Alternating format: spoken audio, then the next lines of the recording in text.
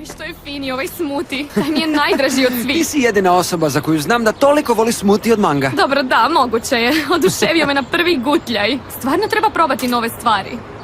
Ti bi trebao probati. Možda se iznenadiš. Više ne razgovaramo o smutijima ili...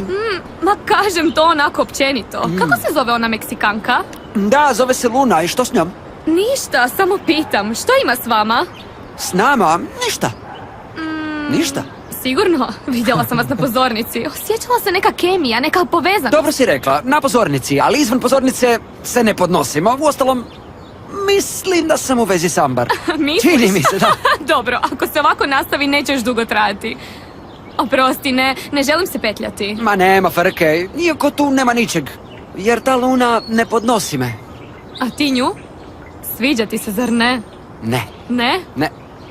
Ne. Ne znam, kad sam vas vidjela, shvatila sam svog bivšeg. Da sam ti cura, ja bih bila ljubomorna. Ne brini se ti za Ambar.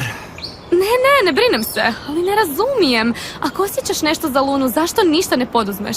Pa barem si ti oduvijek bio izravan, nikada nisi bježao od cura. Što ti je, bojiš se što će drugi misliti? Ili se bojiš tog što osjećaš? Bok. Hej. U pravi trenutak da spasiš prijatelja. Iz čega? Naša interna šala.